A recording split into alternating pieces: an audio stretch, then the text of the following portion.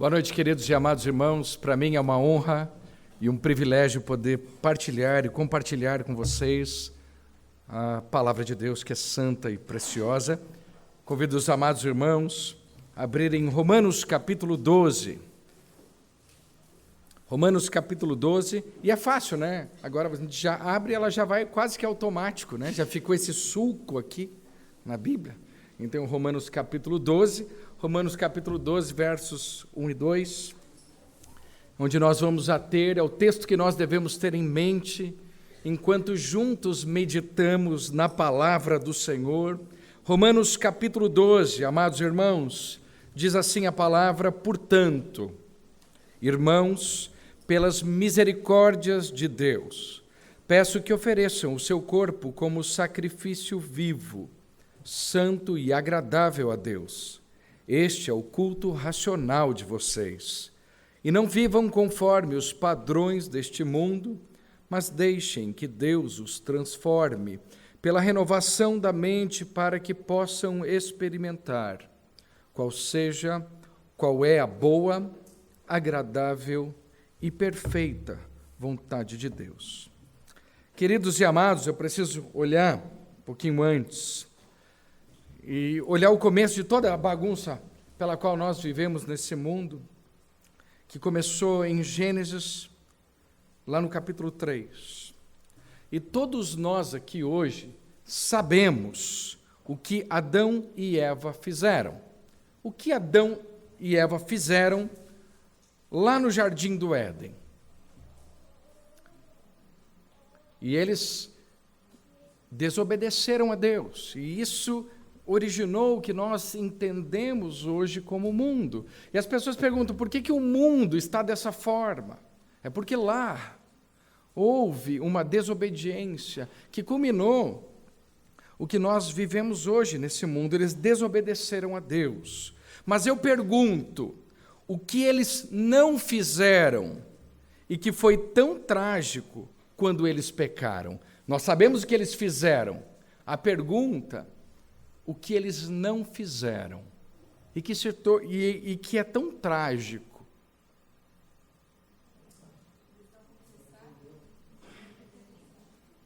E a gente tem, e eu quero trazer para vocês essa frase aqui. O que eles fizeram, o que eles não fizeram. Eles não fizeram a vontade de Deus. Eles tinham um mandamento, eles tinham uma ordenança a ser obedecida. E eles não o fizeram. Parênteses aqui, o primeiro banco está a coisa mais linda do mundo, gente. Assim, vários caderninhos e canetas ali anotando. Muito bom, Deus abençoe vocês. Mas eles não fizeram a vontade de Deus. E no nosso texto de hoje, vemos que a salvação não somente nos livrou do pecado e da morte, mas ela restaura aquilo de mais precioso que nós perdemos: viver a vontade de Deus, o maior privilégio que nós temos como cristãos.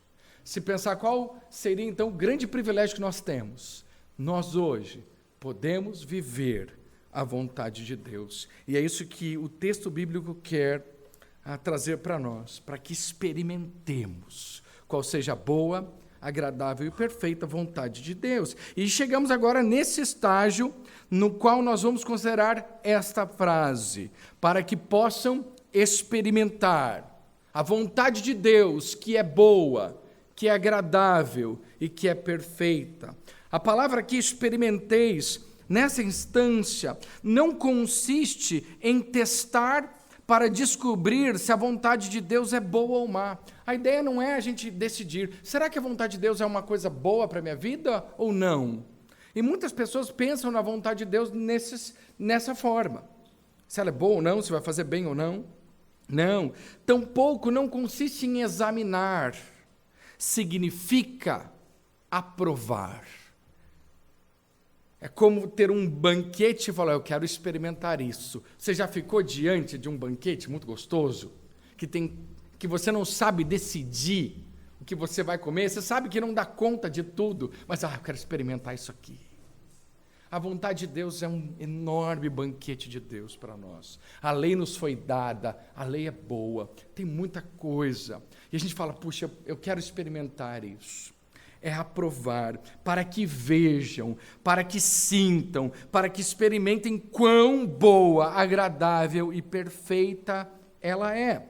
A vontade de Deus, e por isso que ela está em Romanos 12 aqui, é para ser vivida.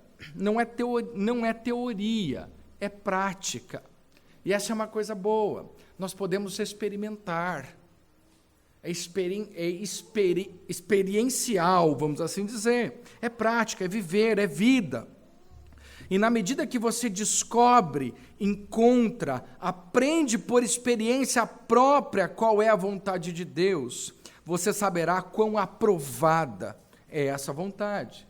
E podemos dizer o seguinte, é uma vontade que jamais falhará ou será achada em falta. E você pode testificar isso.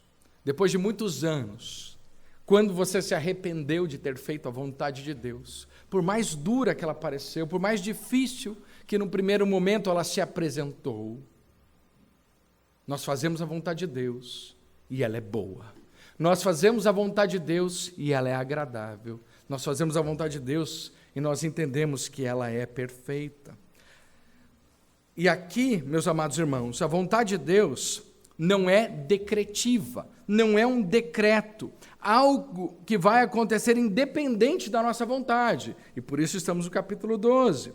Trata-se da vontade de Deus no que diz respeito à nossa atividade responsável na santificação progressiva. Então, é viver isso.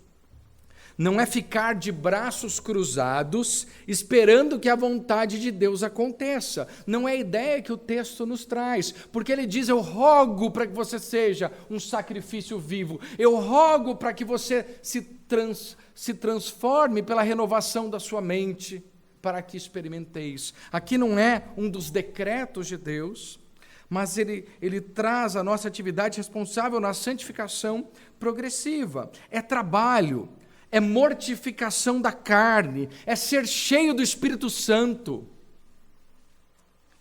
E, meus amados, se a vida não tem propósito, pode ser a sua, parece estagnada, destituída de conteúdo, tudo isso acontece porque não entramos ainda por experiência própria nas riquezas da sua vontade. Ainda somos espectadores daqueles que fazem a vontade de Deus, mas precisamos hoje assumir e por experiência própria viver a vontade de Deus.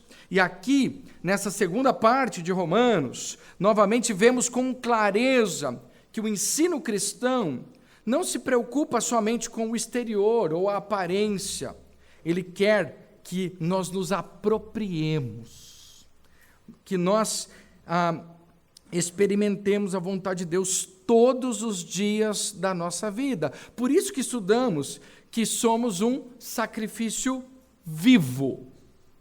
É contínuo, é diário em nossas vidas. E o crente justificado, aquele que foi salvo, precisa praticar a justiça como um servo no corpo de Cristo. E a primeira coisa que ele nos colocou, nós devemos nos apresentar como um sacrifício. Ele diz, portanto, meus irmãos, pelas misericórdias de Deus, versículo 1, peço que ofereçam o seu corpo como sacrifício vivo, santo e agradável a Deus. E nós começamos por aí. Ao mesmo tempo, os cristãos que foram justificados pela graça devem evitar contaminar-se. Ele diz no versículo 2, e não vivam conforme os padrões deste mundo. Ele traz esse alerta para nós. E esses cristãos salvos pela graça devem mudar por meio da renovação da mente. Ele continua dizendo, mas deixem que Deus os transforme pela renovação da mente para que possam, e aí sim, eles experimentarão a vontade de Deus para a sua vida, para que possam experimentar qual seja a boa, agradável e e perfeita vontade de Deus. E eu quero dizer para vocês, como grande verdade hoje, aqui nesta noite, que o objetivo final da vida cristã é levar-nos à conformidade com a vontade de Deus. E esse é o objetivo da nossa salvação. Isso traz o capítulo 8, quando ele nos glorificou, não futuro, mas começando já hoje esse processo até que ele se complete no dia de Jesus Cristo. É tremendo isso. O objetivo da nossa salvação é esse. E mais uma vez, aqui somos induzidos, isso acontece na Bíblia inteira, a lembrar que essa deve ser sempre a nossa ideia da salvação. Viver a vontade de Deus. Porque Deus nos salvou. Qual é o objetivo da salvação? Porque Ele nos salvou. Será que meramente é livrar-nos do inferno? É mais do que isso. Não é escapar do juízo ou do fogo do inferno. Não, é fazer com que eu me conforme à vontade de Deus. Romanos capítulo 8 trouxe essa ideia já em versículos muito conhecidos e que o Neto trabalhou aí no Instagram, aí esses dias. Muito bom, Neto, gostei do seu vídeo lá. Ele diz assim no capítulo 28, sabemos que todas as coisas cooperam para o bem daqueles que amam a Deus, daqueles que são chamados segundo o seu propósito, pois aqueles que Deus de antemão conheceu, Ele também predestinou para serem conformes à imagem de seu Filho, a fim de que ele seja o primogênito entre muitos irmãos. E este propósito santo de Deus é nos conformar à imagem de seu Filho. E Ele vai usar tudo na nossa vida para que isso aconteça. Então, na medida que todas as coisas estão acontecendo, Deus faz com que elas cooperem para que Cristo seja formado na minha vida. E Jesus Cristo foi a pessoa que mais viveu a vontade de Deus nesse mundo aqui. Todos os dias, Jesus viveu a vontade de Deus neste mundo. Nós estamos sendo conformados à imagem de seu Filho. E ele continua dizendo, no versículo 30 do capítulo 8, e aos que predestinou, a estes também chamou, e aos que chamou, estes também justificou, e aos que justificou, estes também glorificou. E glorificou aqui está no presente. Então, a glorificação não é somente futura. Ele glorificou, ela já começa. Ela vai atingir o seu ápice, mas nós podemos viver isso já. Então, na medida que nós experimentamos a vontade de Deus, esse processo, então, está acontecendo. Para isso, nós precisamos praticar a justiça daqueles que afirmam ser salvos. Não podemos fazer isso sem esta salvação. Você pode não ser culpado de certos pecados, pode ter uma vida altamente moral, mas ainda assim você pode estar completamente longe de Deus. Queridos e amados, a Bíblia nos diz que o homem e a mulher, lá em Gênesis, foram criados para glorificar a Deus. Afinal, especialmente por isso, Ele os fez à sua imagem e semelhança. O propósito original era que o homem fosse o representante de Deus na terra. Ele deveria ser o Senhor da criação e foi destinado a ser o companheiro de Deus, andar com Deus. Deus criou o homem para si, para que o homem tivesse comunhão e companheirismo com Ele. Isso está em toda a Bíblia. Isso acontece. Nós podemos ver a vontade de Deus em muitos lugares. E quando você ler a sua Bíblia, ligue o seu radar. Nós podemos ver a vontade de Deus, por exemplo, aonde? Nos 10 mandamentos. Na medida que nós vivemos, na medida que nós amamos o Senhor, na medida que respondemos à sua graça, nós podemos viver isso.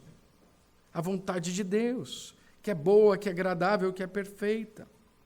Aquele que ama o Senhor, aquele que foi salvo, ele não adultera, ele não rouba, ele não faz isso, porque agora ele vive para fazer a vontade de Deus. E nós podemos ver o resumo feito pelo Senhor, quando lhe perguntaram qual é o primeiro e principal mandamento. Vocês lembram?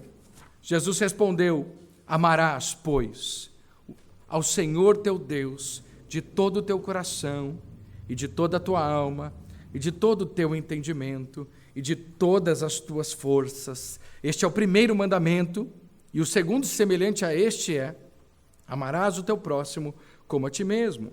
Na ocasião, quem lhe fez essa pergunta, por certo, teve um grande choque. Foi um escriba, na verdade. Afinal, os escribas estavam interessados nos detalhes da lei, como os moralistas estão sempre. Mas o nosso Senhor elevou para bem alto padrão e disse: é assim que o homem foi destinado a viver, amando a Deus com todo o seu ser, em perfeita conformidade com a vontade de Deus. E esse é o princípio que o apóstolo ensina aqui em Romanos capítulo 12. Esse é o objetivo da salvação, para que nós experimentemos essa vontade de Deus que é boa, que é agradável e perfeita. Fomos destinados exatamente para isso, a nada menos do que isso. Então, a vontade de Deus, para aqueles que se declaram salvos, não é uma opção na nossa vida. Eu vou fazer a vontade de Deus ou não? Ela é uma consequência da nossa vida. Fazer a vontade de Deus. Se Deus me salvou, foi para isso. Para que eu pudesse viver isso, nada menos do que isso. Como o apóstolo diz a Tito, capítulo 2, verso 14, o qual se deu a si mesmo por nós, para nos remir de toda iniquidade e purificar para si um povo seu, especial, zeloso de boas obras. E na medida que Deus nos remiu de toda iniquidade, que separou esse povo para si, é para que nós pudéssemos viver a vontade de Deus, um povo seu, zeloso de boas obras, fazendo a vontade de Deus. A salvação e a vontade de Deus andam juntas. O apóstolo Pedro também o expressa: mas vós sois a geração eleita, 1 Pedro capítulo 2, o sacerdócio real, a nação santa, o povo escolhido, para quê? Para que anuncieis as virtudes daquele que vos chamou das trevas para a maravilhosa luz.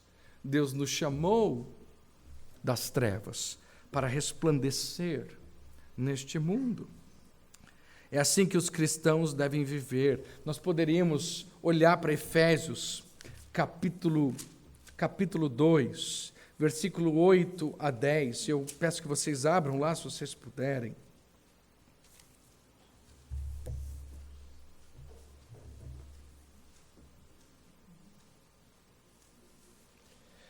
E geralmente nós lemos Efésios capítulo 2, 8 e 9.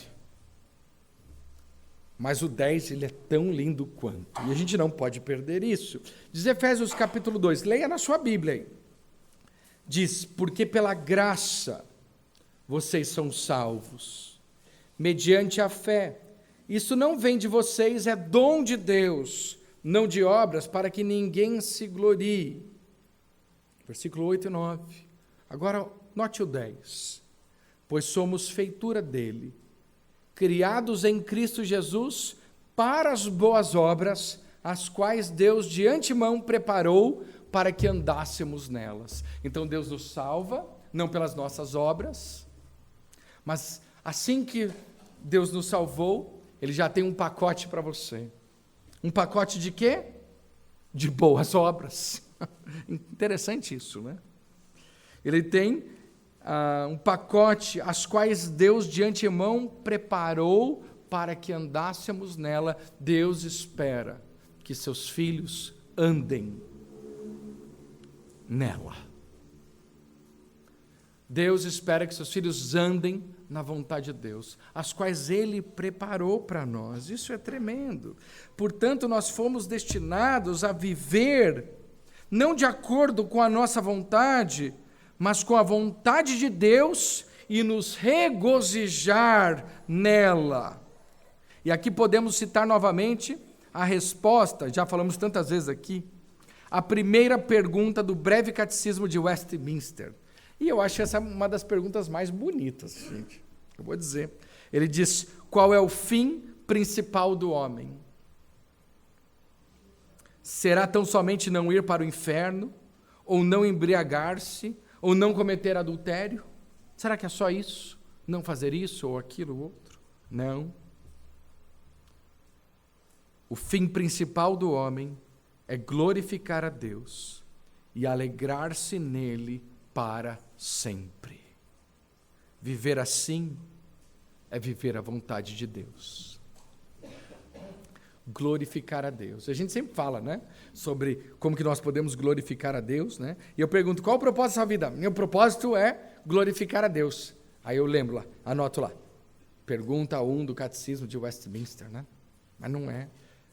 Glorificar a Deus é agradar a Deus. É fazer aquilo que agrada-o. É viver dessa forma. É fazer a vontade de Deus, quer comais, quer bebais, ou façais outra coisa qualquer, fazer tudo para a glória de Deus, é viver, não importa o que nós vamos fazer, que nós tenhamos em mente que eu vivo para agradá-lo, para fazer a sua vontade. E, meus amados irmãos, vocês devem dar grande atenção a essa renovação da mente, que vem um pouquinho antes, porque senão nunca vão experimentar o que é a vontade de Deus na nossa vida. Então, é um passo que nós precisamos dar. Não adianta ficar reclamando, de braços cruzados, esperando o que Deus vai fazer. Ele está dizendo, e nós já falamos aqui em Romanos capítulo 12, deixem que Deus os transforme pela renovação da vossa mente. Apresente o seu corpo, ofereçam o seu corpo como sacrifício vivo, santo e agradável a Deus. Portanto, ele está nos dizendo que, por natureza, os homens e as mulheres sem Cristo não experimentam o que é a vontade de Deus. Esse é um grande problema. E qual o problema dos que não têm Cristo? O problema deles não é que cometem pecados particulares. Também eles fazem isso, mas é mais profundo. É que toda a sua atitude para com Deus é inteiramente inaceitável, não importa o que eles façam, não importa o que eles façam, não importa o que eles deixam de fazer, a sua atitude é inaceitável diante de Deus, porque você não faz a vontade de Deus. O apóstolo fala isso no capítulo 8, que é o nosso correspondente desse trecho aqui. Ele diz, capítulo 8, versículo 7, fácil da gente olhar, ele diz, porque a inclinação da carne, capítulo 8, versículo 7, é inimizade contra Deus, pois não está sujeita à lei de Deus, nem mesmo pode estar. O homem natural não consegue viver a vontade de Deus. É somente quando eles são salvos e nascem de novo, é que a eles são dadas novamente uma nova perspectiva, e eles devem então desenvolver essa nova perspectiva o quanto puderem. Assim, aí nos é dada a medida da queda do homem e da mulher. Que coisa terrível. Não foi apenas a questão de comer uma fruta. Não. E a gente olha para essa cena, e como já vimos, o diabo sugeriu isso dizendo, é assim que Deus disse. Deus os proibiu de tocar naquela fruta, e isso fez porque quer manter vocês por baixo. Deus, ele não quer que vocês sejam como Ele. O contrário de Romanos 8, que nos predestinou para serem conformes à imagem de seu Filho. Não, mas ele mente aqui dizendo, não, ele quer ver vocês por baixo. O diabo estava questionando o quê? a vontade de Deus, a justiça, a bondade, a santidade e a aceitabilidade da vontade de Deus. E essa é a nossa luta hoje. Da mesma forma, Satanás ainda nos questiona. Será que Deus é bom mesmo? Olha o que está acontecendo. Será que Deus será que Ele quer mesmo isso para a sua vida? Olha o custo disso. Olha o preço disso. A aceitabilidade da vontade de Deus. Será que não tem como a gente pegar um atalho aqui? E ele vai fazendo isso até hoje. O que acontece é que homem e mulher aceitaram o conselho errado. E tem muita gente aceitando o conselho errado até hoje. Até hoje. Não muda. No Jardim do Éden, homem e mulher aceitaram o conselho errado. Isso vai acontecendo. Mas a vontade de Deus está aí. E daí por diante, a sua ideia da vontade de Deus foi sempre errada e inaceitável. Na queda, podemos dizer, todo o pensamento sobre Deus e sua vontade extraviou-se. A partir daí, o homem começou a fazer a sua própria vontade. Ele se torna Deus dele mesmo. Exatamente, acontece isso. O resultado é a morte. Em Gênesis 3, vimos que o pecado causou a morte. Em Gênesis 4, não podia ser outra coisa. É um grande cemitério. Já leram Gênesis 4? E morreu, e morreu, e morreu, e morreu, e viveu tantos anos, e morreu, e viveu tantos anos, e morreu. E o homem, então, ele se torna ímpio, alienado de Deus, vivendo fora da vontade de Deus. E é nesse ponto que vemos mais agudamente o efeito devastador da queda. Afinal, acima e além de tudo, aquilo que isso leva na prática é que o mais terrível é que nos levou a uma ideia pervertida da vontade de Deus. E o pecado traz isso. Efésios capítulo 2, ele diz, versículo 1, ele lhes deu vida quando vocês estavam mortos, consequência da queda, em suas transgressões e pecados, nos quais vocês andaram noutro tempo, segundo o curso deste mundo, segundo o príncipe da potestade do ar, do espírito que agora atua nos filhos da desobediência. Entre eles, também nós todos andamos no passado, segundo as inclinações da nossa carne, fazendo a vontade da carne e dos pensamentos, e éramos por natureza filhos da ira, como também os demais. Nós fazemos a vontade de quem? Da carne e dos nossos próprios pensamentos. Segundo as inclinações da carne, segundo o curso deste mundo, o curso que está aí. E tem cristão surfando nessa onda. Tem gente no curso deste mundo achando que é normal. O curso está aí. Basta você boiar, que você é levado, é ou não é? Experimente, não nadar contra a correnteza. É trabalho, eu falei para vocês. Segundo o curso deste mundo, segundo o príncipe da potestade do ar, que agora atua em quem? Nos incrédulos, nos filhos da desobediência. Entre eles, todos nós. Todos nós já vivemos assim. Então, todo mundo conhece aqui. Andamos no passado, não é hoje, segundo as inclinações da nossa carne, fazendo a vontade de Deus e da carne e dos pensamentos. E era por natureza filhos da ira, como também os demais. Versículo 4, mas Deus, sendo rico em misericórdia, por causa do grande amor com que nos amou, estando nós mortos em nossas transgressões, nos deu vida juntamente com Cristo. O que Ele nos deu? Ele não nos livrou simplesmente da morte, Ele nos deu vida. vida para ser vivida. Todos os dias. Ele nos deu vida, juntamente com Cristo, pela graça vocês são salvos, e juntamente com Ele nos ressuscitou, e com Ele nos fez assentar nas regiões celestiais em Cristo Jesus. Deus fez isso para mostrar nos tempos vindouros a suprema riqueza da sua graça em bondade para conosco em Cristo Jesus. E os versículos 8 a 10 nós já lemos. Tremendo isso. Queridos e amados, concluo dizendo aqui, a vontade de Deus não é opcional. A vontade de Deus regulamenta, orienta e conduz as nossas vidas.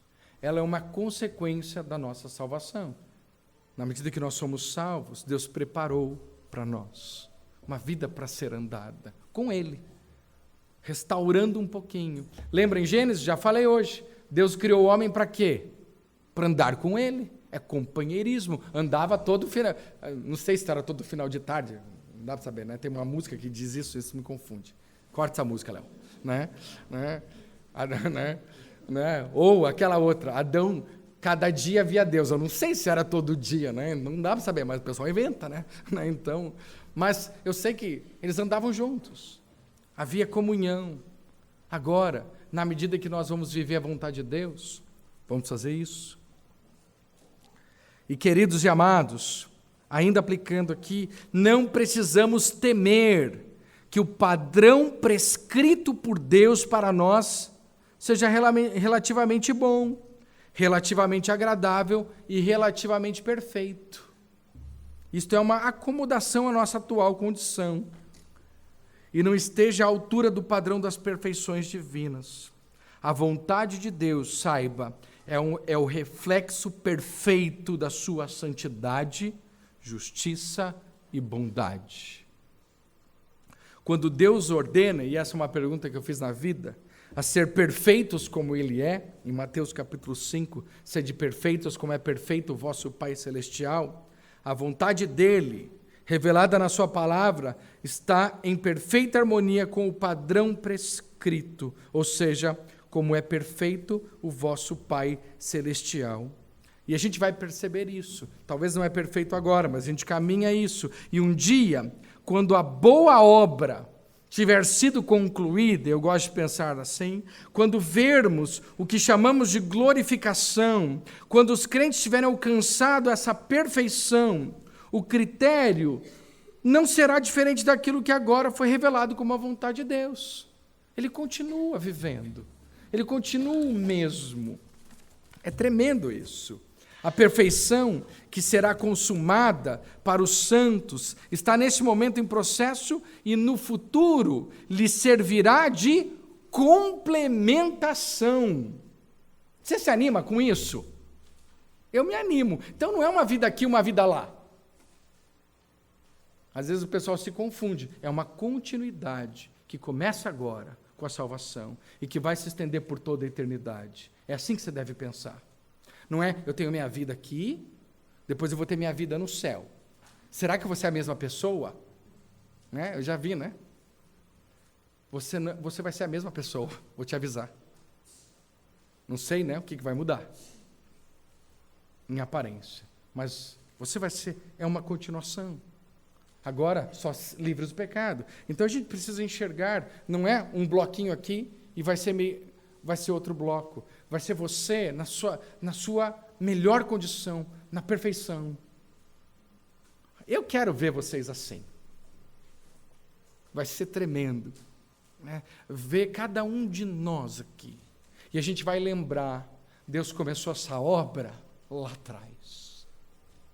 Hoje a gente está vendo que ela é, mas ela começou antes. Eu me animo muito com essa ideia. Eu gosto de ter sempre em mente que a vida eterna já começou. E a gente deixa para depois. Depois eu vejo esse negócio de vida eterna. Não. Já começou.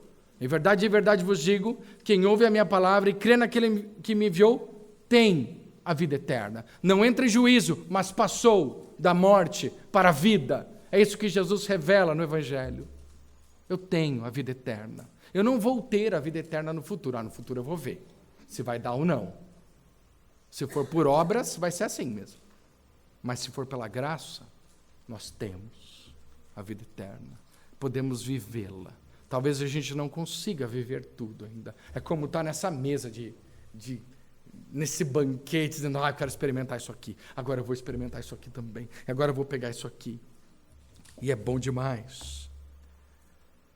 Isso me leva a pensar no que eu vivo hoje impactará a eternidade. E eu estou falando como cristãos, não como incrédulos, tá? Nossos pecados que fiquem lá na cruz. E a gente não vai levar eles com a gente. Mas o que você viver como cristão, como crente, como salvo, vai sim impactar a sua eternidade. Deixe os seus pecados lá. Mas você vai poder levar, né, você mesmo, a graça de Deus com você e tudo aquilo que ela permitiu você viver nesse mundo. Já parou para pensar nisso? Como isso muda, como isso arranca as nossas raízes desse mundo. E, queridos amados, aplicando agora, especificamente para o corpo da igreja, vocês verão uma grande mudança em nossa igreja nos próximos meses. Estou anunciando aqui o que foi decidido com o nosso corpo diaconal ontem. Sabe esse seu marido, essa sua esposa, ao seu lado agora? Ele vai mudar. Você também. Você também. Se anime. Aí, a sua esposa se animou agora. Sabe por que eu sei disso? E foi como eu comecei ontem falando. Porque estamos estudando Romanos 12.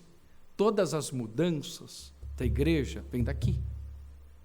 Não vem de ideias, de projetos ou de programas. Eu falei, nós estamos estudando Romanos 12. Então isso vai ter um impacto nas nossas vidas. E Deus quer que vivamos Romanos 12. Ele não quer simplesmente que conheçamos Romanos 12, porque isso seria hipocrisia da nossa parte. Ele quer que vivamos isso. Deus nos conduziu, meus amados irmãos, a um aprofundamento do Evangelho nesses 3 últimos anos. E foi isso que vivemos. Foi ou não foi? Evangelho de João, Romanos, grande parte de Romanos. Fizemos tudo isso. Deus preparou isso, não tenha dúvida, preparando os amados irmãos que precisavam deste alicerce firme no Evangelho, e como prudente construtor, nós fizemos isso, essa base do Evangelho. E nós vamos continuar a fazer isso, mas talvez agora, muito no 1 a 1, sendo você a realizar este trabalho. Talvez nós não vamos ter mais uma série de João como tivemos, mas você pode fazê-lo naquelas pessoas que Deus vai trazer. Muitas vezes em família, no 1 a 1. E agora, nessa fase que queremos viver, queremos ver este Evangelho que nós afirmamos crer tomar forma, para que vivamos a vida cristã da maneira mais intensa que Deus nos permita viver. Então vamos pegar esse Evangelho e vamos ver ele tomar forma. Vamos pôr ele em prática. Que não percamos 1 minuto da vontade de Deus em nossas vidas. Portanto, seja bem-vindo ao versículo 3. Que Deus nos abençoe para viver. Do 3 agora até o capítulo 15. Vamos orar. Querido Deus e nosso Pai, obrigado, Senhor, pela Tua vontade, que não é oculta para nós, mas que foi revelada na Tua palavra. Obrigado, Deus, por conhecê-la a cada dia das nossas vidas. Ainda que não possamos entender tudo, ó Deus, o Senhor nos revelou aquilo que nós precisamos saber e aquilo que nós podemos viver. Pai querido, ajuda-nos, por meio do Teu Espírito Santo, da Tua Palavra, a viver, ó Deus, tudo aquilo que vamos olhar, tudo aquilo que será colocado diante de nós e que vem da Tua Palavra. Ajuda-nos a entender, ajuda-nos a crer, ó Deus, e nos dá coragem para viver, ó Deus, a Tua Palavra. E assim nos colocamos nessa total dependência do Teu Espírito Santo, pedindo, ó Deus, que o Evangelho, ó Deus, que nos salvou e que é tão maravilhoso, agora comece esse processo de, ó Deus, ser visto na medida que fazemos e vivemos a Tua santa vontade. Querido Deus, obrigado. Assim, ó Deus, te agradecemos. Em nome do Teu amado Filho Jesus Cristo. Amém.